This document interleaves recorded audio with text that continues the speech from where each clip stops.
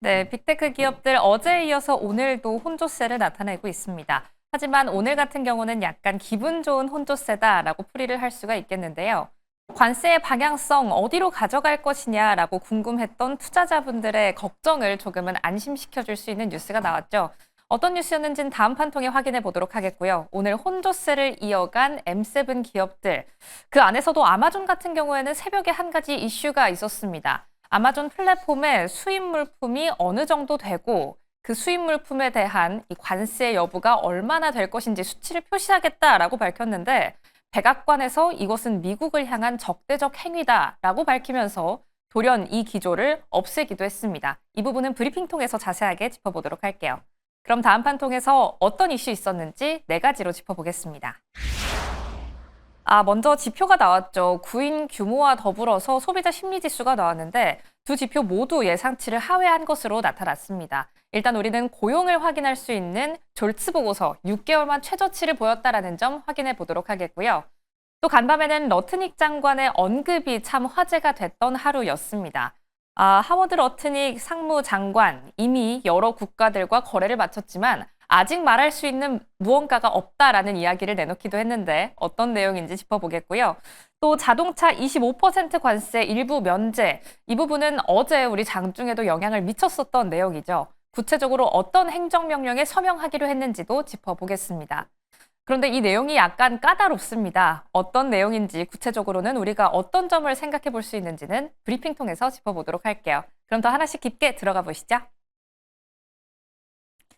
미국 노동시장의 흐름을 보여주는 구인 규모가 6개월 만에 최저 수준을 기록했습니다. 미 노동부는 구인이직 보고서를 통해 지난 3월 미국의 구인 건수가 719만 건으로 집계됐다고 밝혔습니다. 이는 지난해 9월에 기록한 710만 건 이후 6개월 만에 가장 낮은 규모인데요. 시장 예상치인 750만 건도 하회한 수치입니다. 다만 앞으로 몇 달간 무역 전쟁이 지속될 것으로 예상됨에 따라서 고용 시장의 불확실성도 계속될 것으로 보입니다. 연준의 최신 경제 보고서에 따르면 일부 지역에서는 기업들이 경제 상황에 대한 명확한 정보를 얻을 때까지 채용을 중단하거나 늦추는 지켜보기 전략을 취하고 있는 것으로 나타났습니다. 두 번째 소식 확인하시죠. 미 상무부 장관 하워드 루트닉은 트럼프 행정부가 첫 무역협정을 체결했다고 밝혔지만 아직 완전히 확정되지는 않았으며 관련 국가의 이름을 밝히기를 거부했습니다. 러트닉은 CNBC와의 인터뷰에서 이미 거래를 마쳤지만 그들의 총리와 의회가 승인할 때까지 기다려야 한다며 나는 곧 승인될 것으로 예상된다고 말했습니다. 이러한 발언 이후 무역협상의 진전을 주의 깊게 지켜보면서 주식시장은 세션 최고치로 오늘 상승했습니다. 세 번째 소식 확인하시죠. 러트닉 미 상무장관은 트럼프 대통령이 미국 내에서 차량을 생산하는 자동차 제조업체들을 위해 25% 차량 관세 중 일부를 면제하는 행정명령에 서명할 예정이라고 밝혔습니다. 이는 부품 공급망을 미국으로 다시 가져올 수 있도록 시간을 주기 위한 조치인데요. 러트닉 장관은 이날 브리핑을 열고 미국 내에서 조립된 차량의 최대 15% 가치에 해당하는 금액에 대해서는 세금 공제를 부여하고 이를 수입 부품에 적용할 수 있도록 할 예정이라고 밝혔습니다. 차량의 15%에 해당하는 금액에는 25% 부품 관세를 부과하지 않는다라는 설명입니다. 이는 미국에서 생산하는 차량에는 자동차 제조업체들이 15%가량을 미국 외 지역에서 부품을 가져오고 있다라고 판단한 데 따른 것으로 해석되고 있습니다. 그는 미국에서 차량을 생산하는 제조업체들이 부품 15%를 비미 공급망에 의존하고 있다며 이 비율은 내년 10%가 될 것이다라고 설명했습니다. 이렇게 세 가지 이슈 살펴봤는데요. 다음 장 통해서 그럼 자동차 관세 어떻게 되는 건지 짚어보도록 하겠습니다.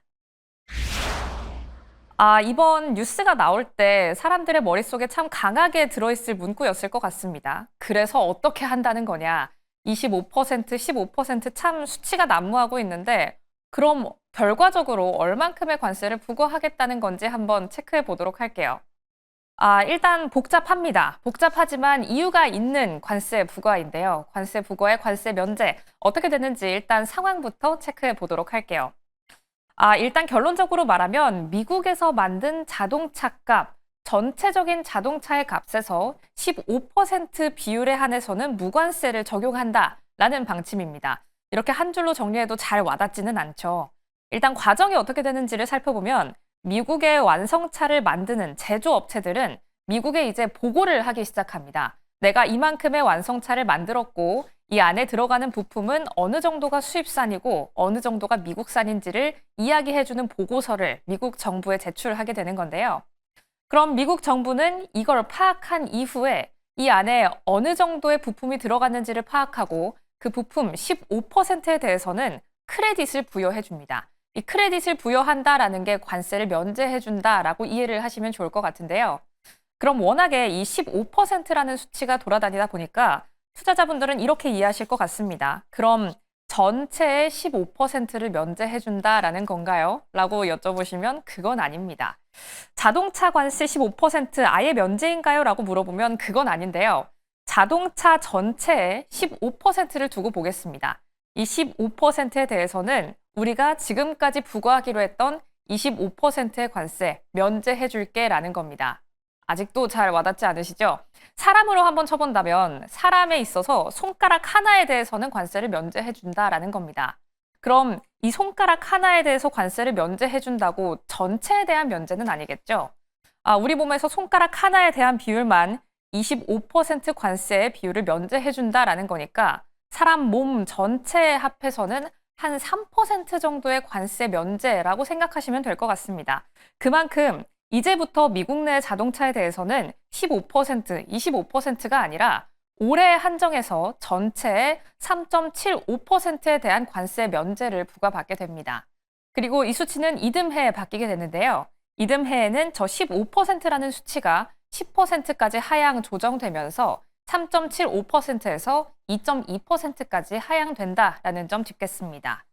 앞서 기사로 확인해 드린 것처럼 이 15%, 10%라는 수치의 하향 조정은 미국 내 자동차 제조업체들이 수입 부품을 얼마나 들여오느냐를 판단한 것으로 보입니다. 지금 올해 같은 경우에는 15% 정도는 어쩔 수 없이 부품을 외국에서 들여와야 한다라고 생각한다면 내년 같은 경우에는 이 수치가 10%로 줄어들 수도 있을 것이다 라고 판단하고 있는 거죠. 이렇게 자동차 주를 움직일 수 있는 자동차 부품 관세는 일부 면제가 된다라는 행정명령이 예정이 되어 있습니다. 그럼 전반적으로 글로벌리 관세가 이렇게 협상이 이어지는 중이라면 미국 내부에서는 관세를 둘러싼 이슈가 더 없을까요? 앞서 M7 기업 상황 점검할 때도 말씀드렸던 것처럼 간밤에는 아마존 관련한 관세 이슈가 한 가지 있었습니다. 지금 현재 미국 내에서도 내부적으로 관세에 대한 이슈가 잘 해결되지 않은 상황이다라는 것을 보여줄 수 있는 지표처럼 이슈가 한 가지 출현했는데요. 아마존 같은 경우에는 이제부터 우리 쇼핑 플랫폼에서 판매하는 모든 물품에 대해서 일부에 대해서는 얼만큼 수입을 해왔고 이 물품이 얼만큼 관세가 부과됐기 때문에 이만큼 비싸진 것이다라는 것을 표기하겠다라는 입장을 밝혔었습니다. 하지만 간밤 백악관의 브리핑이 있었죠. 백악관 언론 브리핑에서 캐롤라인 레빗 대변인은 이렇게 아마존 CEO의 사진을 들고 직접 언급하기도 했습니다. 미국을 향한 적대적 행위다. 중국의 선전 행위와 손잡는 행위가 아니냐라는 주장을 펼치기도 했는데 이런 언론 브리핑이 있고 나서 아마존은 돌연 기조를 바꿉니다. 이 관세 표시에 대한 구현은 아마존 전체 서비스에서 없을 것이다 라고 이야기한 건데요. 앞서 레빗 대변인이 중국에 대한 키워드를 언급하기도 했었죠. 간밤 트럼프 대통령도 중국을 다시 한번 언급했습니다. 중국은 관세를 전부 본인들이 책임질 것이다 라고 이야기하면서 중국과 EU가 미국을 이용하고 있다라는 이야기를 장 후반 내놓기도 했는데요. 그만큼 중국과 협상의 기조 어떻게 가져갈 것인지는 다시 한번 미궁 속으로 빠져 들어가고 있습니다. 그럼에도 불구하고 혼조세로 마감해준 우리 미국 증시. 내일은 어떤 양상을 보여줄지도 다시 한번 기대 반, 걱정 반 기다리게 되는 시점이네요.